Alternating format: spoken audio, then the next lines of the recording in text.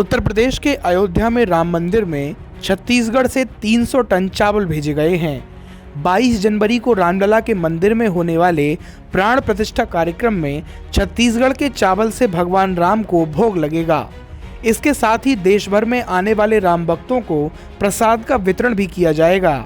शनिवार को मुख्यमंत्री विष्णुदेव साय ने भगवा ध्वज दिखाकर 11 ट्रकों को रवाना किया। 300 टन चावल का इंतजाम छत्तीसगढ़ राइस मिलर्स एसोसिएशन की ओर से किया गया। कार्यक्रम में संगठन के प्रदेश अध्यक्ष योगेश अग्रवाल ने बताया कि छत्तीसगढ़ भगवान राम का ननिहाल माना जाता है और ऐसे में हम ननिहाल वालों की जिम्मेदारी होती है कि भगवान की जन्मभूमि में हो रहे भव्य आयोजन में कोई कमी न रहे।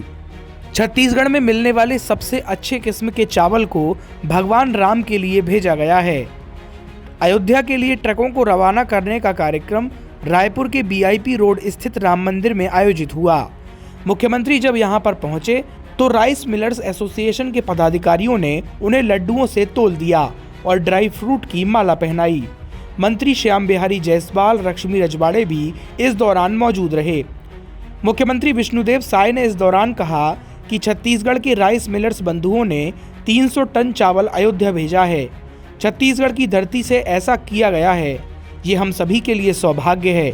अयोध्या में इस चावल से भगवान को भोग लगेगा। ट्रकों को रवाना करने के बाद मुख्यमंत्री ने राम मंदिर में जाकर भगवान राम से प्रदेश की खुशहाली की कामना की।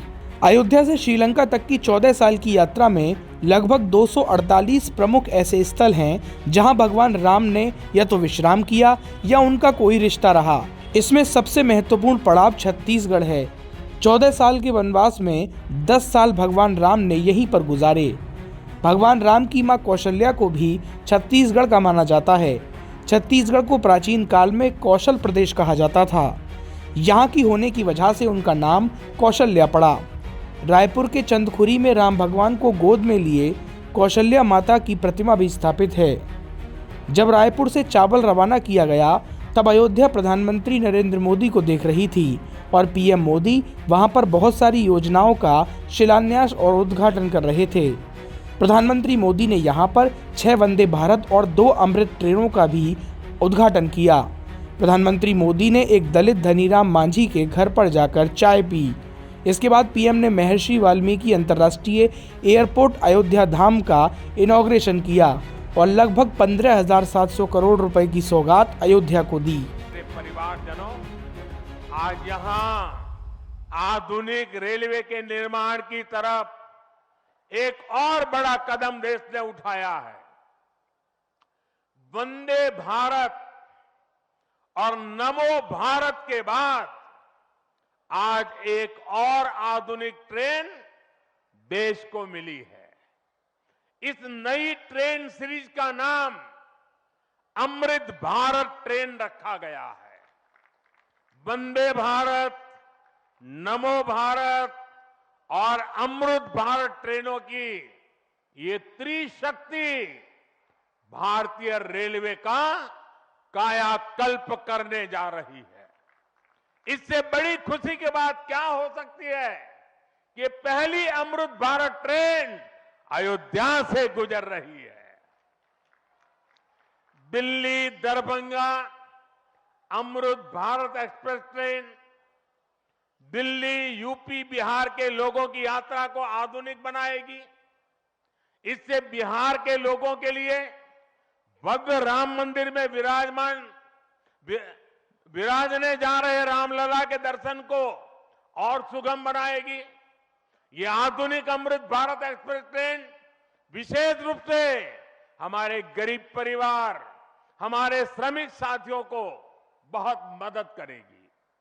श्री रामचरितमानस में गोस्वामी तुलसीदास जी ने कहा है, परहित सरिस धर्म नहीं भाई, पर पीड़ा सम नहीं अदमाई। अर्थात दूसरों की सेवा करने से बड़ा और कोई धर्म, कोई और कर्तव्य नहीं है। आधुनिक अमृत भारत ट्रेनें गरीब की सेवा इसी भावना से ही शुरू की गई है। जो लोग अपने काम के कारण अक्सर लंबी दूरी का सफर करते हैं, जिनकी उतनी आमदनी नहीं है, वे भी आधुनिक सुविधाओं और आरामदायक सफर के हकदार हैं। गरीब के जीवन की भी गरिमा है। इसी ध्येय के साथ इन ट्रेनों को डिजाइन किया गया है। आज ही पश्चिम बंगाल और कर्नाटका के साथियों को भी उनके राज्य की पहली अमृत भारत एक्सप्रेस ट्रेन मिली है। मैं इन राज्यों को भी अमृत भारत ट्रेनों की बधाई दूंगा। मेरे परिवारजनों, विकास और विरासत को जोड़ने में वंदे भारत एक्सप्रेस बहुत बड़ी भूमिका निभा रही है। देश की पहली वंदे भारत एक्सप्रेस ट्रेन काशी के लिए चली थी। आज देश के 34 रूट पर वंदे भारत एक्सप्रेस ट्रेनें चल रही है। काशी, वैष्णो देवी के लिए कटरा, उज्जैन, पुष्कर, तिरुपति, शिरडी, अमृतसर, मदुरई, आस्था के ऐसे हर बड़े केंद्रों को वंदे भारत जोड़ रही है। इसी कड़ी में आज अयोध्या को भी वंदे भारत ट्रेन का उपहार मिला है। आज अयोध्या धाम जंक्शन, आनंद विहार वंदे भारत शुरू की गई है।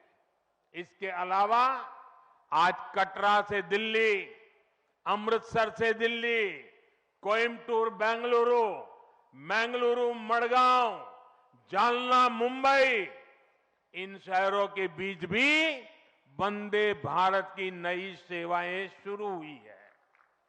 वंदे भारत में गति भी है, वंदे भारत में आधुनिकता भी है और वंदे भारत में आत्मनिर्भर भारत का गर्व भी है। बहुत ही कम समय में वंदे भारत से 1.5 करोड़ से अधिक यात्री सफर कर चुके हैं। विशेष तौर पर युवा पीढ़ी को ये ट्रेन बहुत पसंद आ रही है।